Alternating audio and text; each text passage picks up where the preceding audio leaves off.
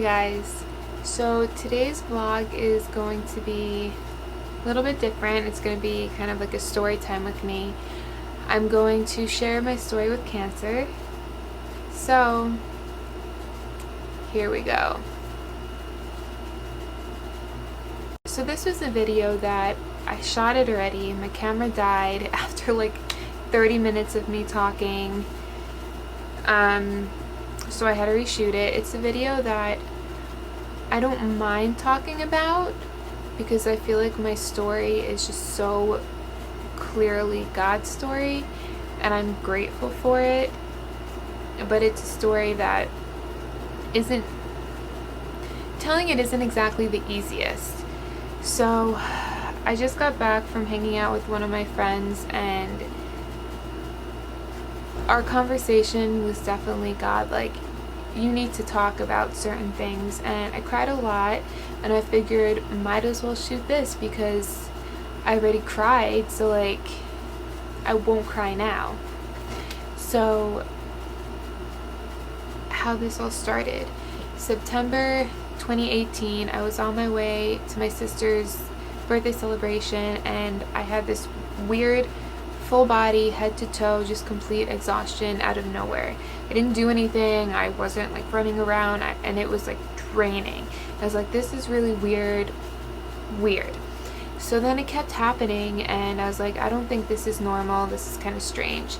So I remember going to the doctor, and that started the whole process of Leah's health going like that. So I went to the doctor. They told me I had thyroiditis and to go see an endocrinologist, which is a thyroid doctor.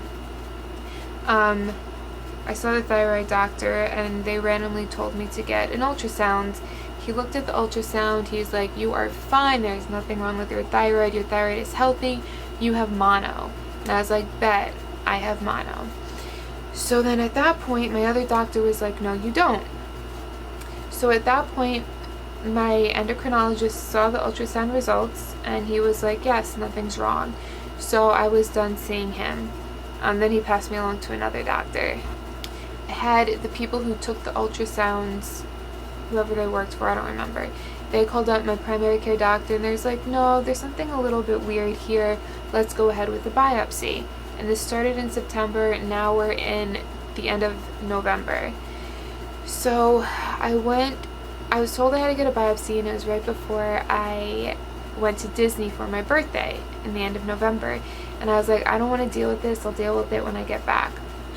So sidetrack, the other symptoms that I was having at the time was just this full body exhaustion, full body pain, head to toe, absolutely everything hurt, crazy migraines, crazy panic attacks, crazy anxiety. And I've never been one to struggle with anxiety, and it was just all hitting me out of nowhere. I felt like my body was betraying me. I had no idea what was going on.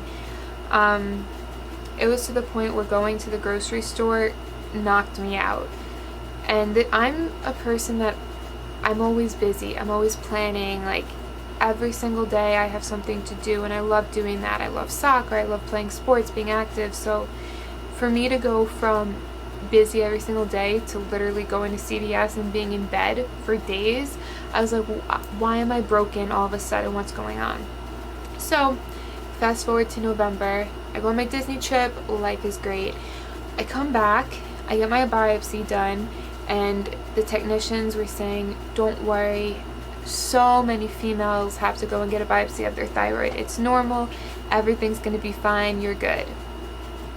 So, plot twist, I was not good. So, it was a work day. So, I left work. I was at the bank. I was in my car.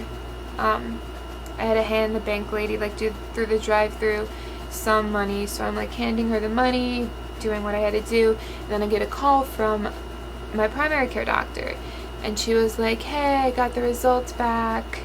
So there's something wrong, you might have cancer. And I'm literally like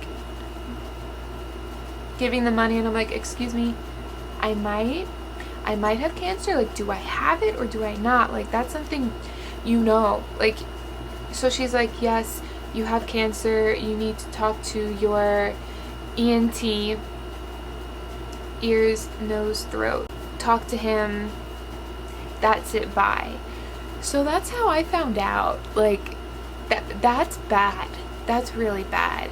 So I'm like, get the money, driving home, like, you have cancer. Okay. And that was just like the drop of it. There wasn't any like discussion about anything. It was just like, you have cancer, go back to work, it is what it is. So I came home, and I think I was really just in shock, because that's something you just never expect to hear. Like, you just, when you think about your life and you plan your life, and I'm a planner, everything's planned, that's, I didn't expect that. I was like, thyroid issues, mono, whatever, I can handle that, but like, you have cancer was just, it was not the move. So I get home, I go to my brother's room, and I'm like, James, the doctor just told me I had cancer. He's like, what? Did you tell mom and dad? I'm like, no. So I was scared to tell them, because I didn't want to disappoint them, and I didn't want to be the person to tell my parents that, hey, your daughter has cancer. Like, I don't like hurting people.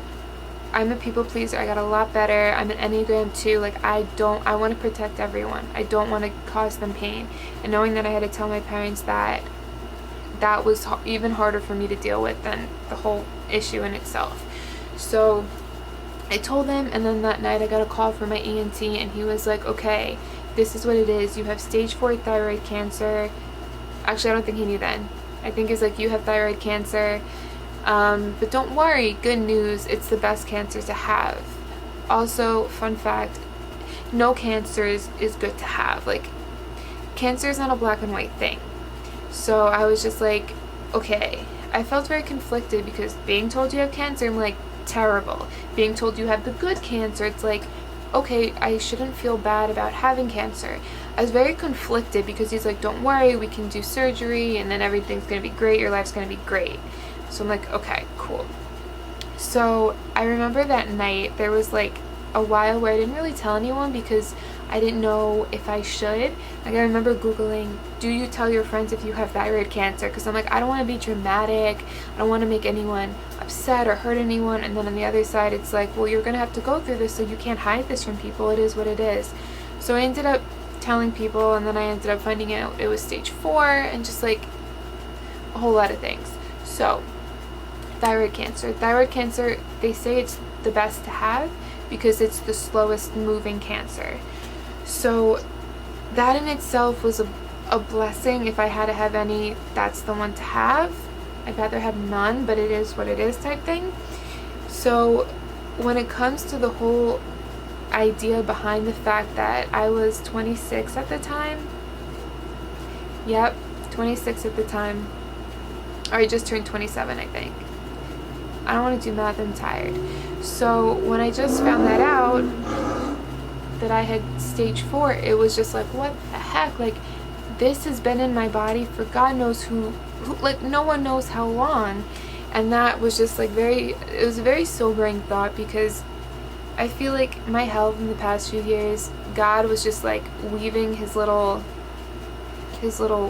ways, and his hand was just on everything. Because if I never had these like random pains, I never would have went to the doctor, which, you know, I don't want to think about the fact that, like, what if I never went to the doctor? What if I never found out that I had stage 4 thyroid cancer? Like, would I be alive in a year, in 2 years, in 3? Like, I don't know. And I was just grateful to know. So at that point, what I had to do was I had to get more biopsies, ultrasounds, all that crap, and they found out that stage 4 thyroid's here. It's like a butterfly, and it's spread to the left side of my neck. So it's spread to all the lymph nodes on this side. So I found out right before Christmas, and they said you need to have surgery February 6th. So I had to have surgery to get all of my thyroid out, and that's this beautiful scar that I have here. Took my whole thyroid out, and then they had to take all the lymph nodes on this side of my neck because it spread there. But this side, great. That side's great. So I ended up having the surgery in February, And when I was talking to the doctor about all of these symptoms that I was having, they were saying that thyroid cancer has no symptoms. I don't know. I haven't. Yes, that's what they were saying. Thyroid cancer has no symptoms, so you wouldn't have been experiencing all of this. So it was just like, whoa, what's going on in my body? Because they still didn't know why my body was like breaking down on me. They said it was a 50-50 chance that it could be my thyroid. So they're like, once we remove the thyroid, we'll find out what's going on, but we'll deal with the cancer first. So at that point, I just felt extremely defeated and sad because I felt like the thyroid cancer was just attacking me mentally, and whatever was going on in my body was attacking me physically, and it all happened so fast that I feel like I was just being beaten up every day. And I'm gonna include some of the Bible verses that really got me through this in the description, because anyone that is just dealing with overwhelming news, these scriptures just saved me, because it was so much to deal with. And shout out to God, shout out to my pastor, shout out to my friends that just supported me, because I was a wreck. I didn't know, you know how you hear the future isn't promised. I took that to heart. Like, I remember thinking about going into the new year, going into 2019, and my friends are talking about, what goals are you going to make? What are you looking forward to in this new year? And I remember not making any, because I was like, I don't know if I'm going to be alive. Like, I don't know if I'm going to be alive. So going into the surgery, I've had many surgeries before. I've had like 3 knee surgeries, tonsils out, wisdom teeth out, all of it. And I never got nervous before, but this surgery just shook me to my core. And I remember leading up to that, I would always kind of like say or tell my mom, like, I just want to be in heaven, I don't want to be here. And I didn't mean that in the sense that I wanted to take the steps to be in heaven. I just wanted to be like sucked up into heaven with God, where it's like lit, no pain, no any of that, like, you know, that's what I wanted.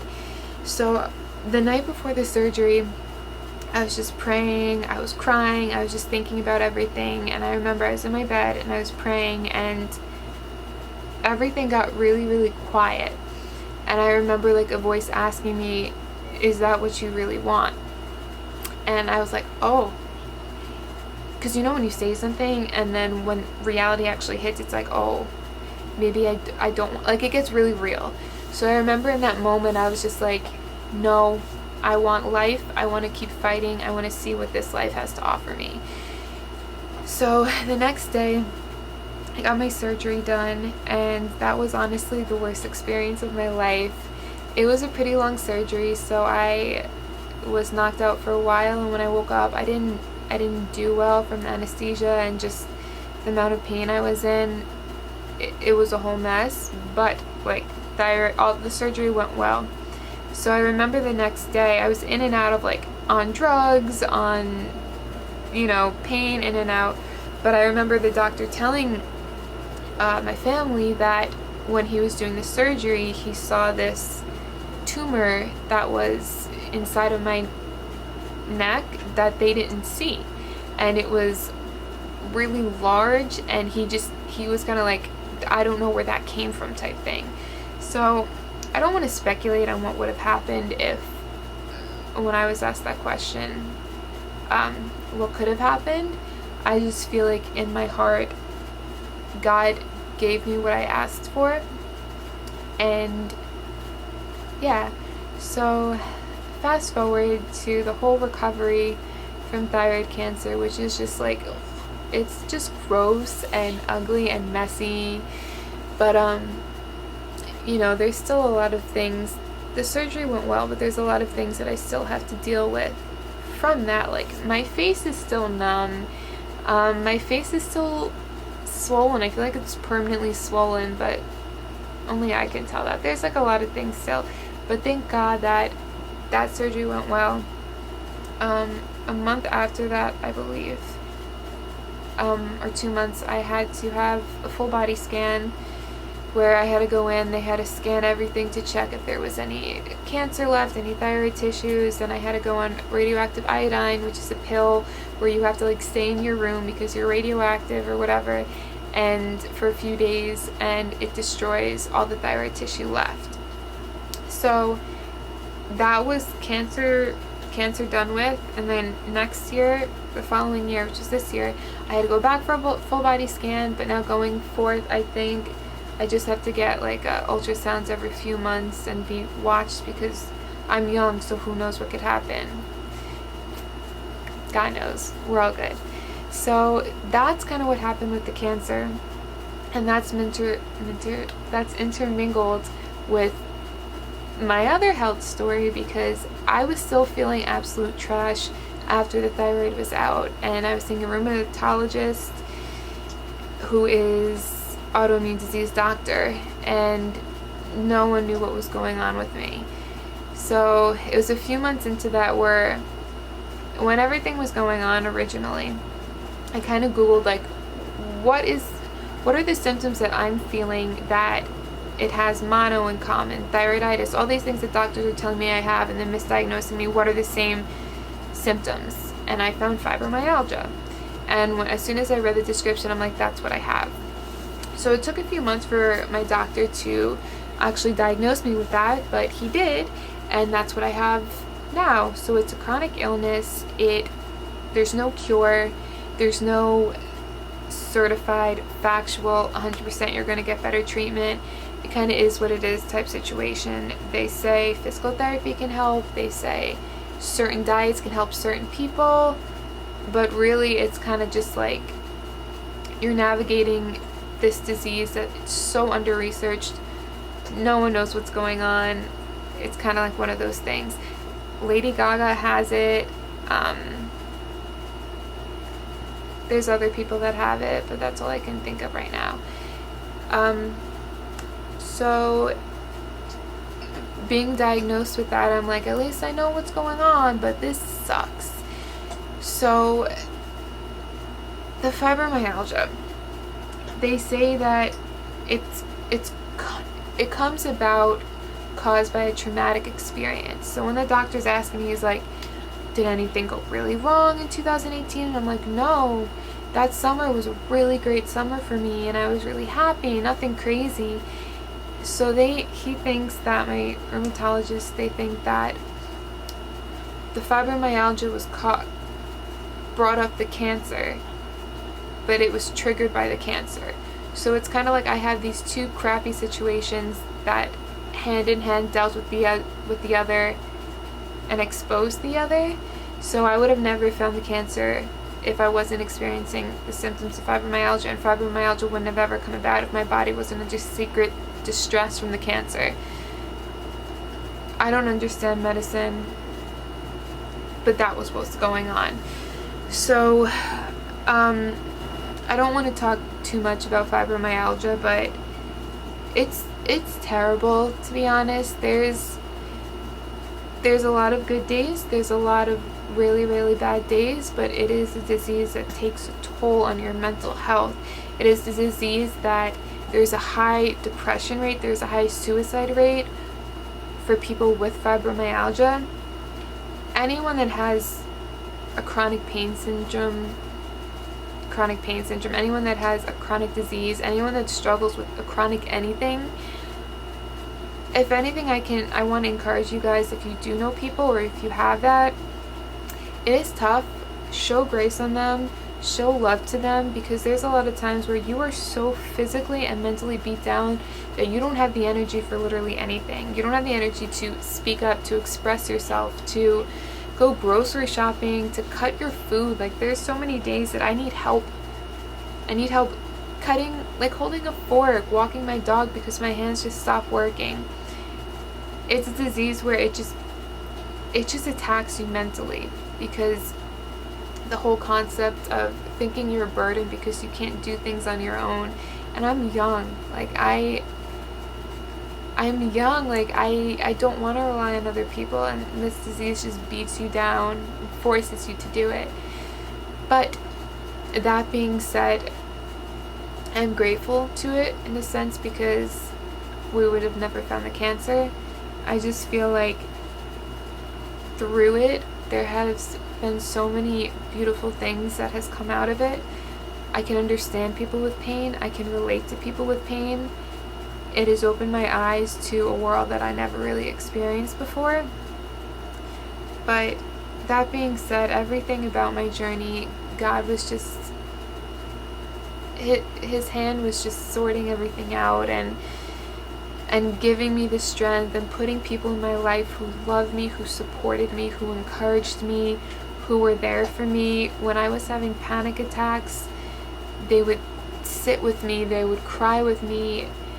I've never felt the support in my life than when I did when I went through that. They threw me a happy cancer-free party, and they were there at doctor's appointments with me, and God literally put those people in my life right before all of this happened.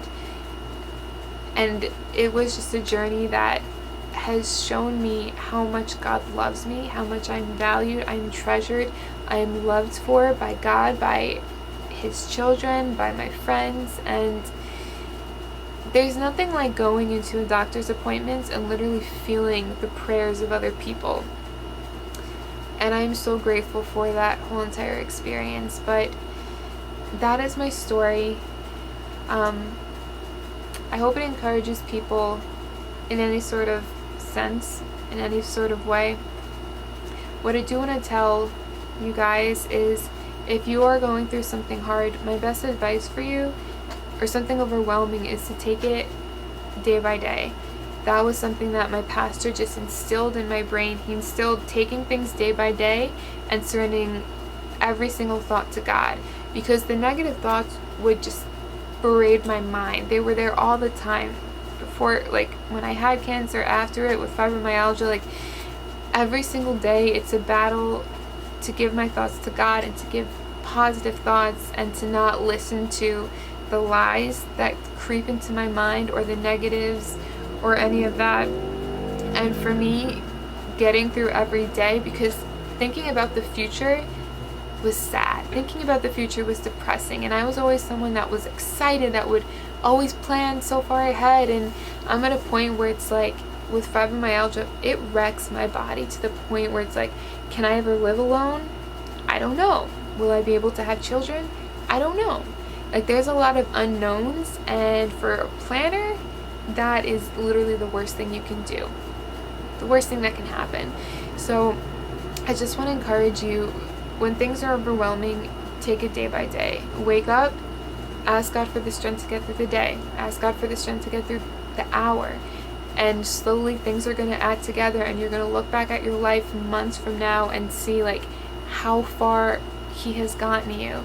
It's crazy to me because 2019, setting no goals, didn't know what my life would look like. The end of 2019, I started my own art Etsy business. I was back to working full time. There was a while, there was months, I was barely working part-time. I couldn't get out of bed, couldn't walk my dog on my own. And here I was not even a whole year, months later, and I'm doing art, and I'm creating a business, and I'm going on trips with friends, and I'm planning events, and I didn't know if I would ever have that again.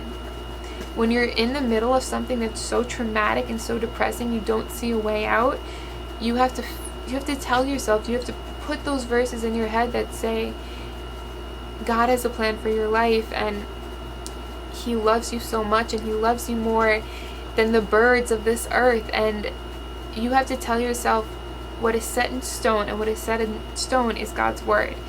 Because the thoughts that creep into your head when you're going through crap, that's tough. And you can't battle that unless you know the truth, and you know what the truth about God and what he says over your life is, and you need to proclaim that over your life every day. So this has been a really long video of me talking, and I feel like talking sometimes can get boring, so thank you for listening. Thank you for hearing my story. If you're going through something that's tough, reach out to me, message me, text me in the comments. If you need prayer, you don't even have to say what for. let me know, because as someone that has struggled, that is struggling, that will continue to struggle, it's okay because God's got it. I would love to be there for you. I would love to listen. I would love to try to understand. If I don't, that's fine, because God understands. He knows your heart. And when things get really tough, people will fail you. People won't be able to understand. My parents don't understand. My friends don't understand. They try, and that's amazing. But at the end of it, God is the only one that sees you and knows every single thought. So anyway, thank you. I love you guys. Bye.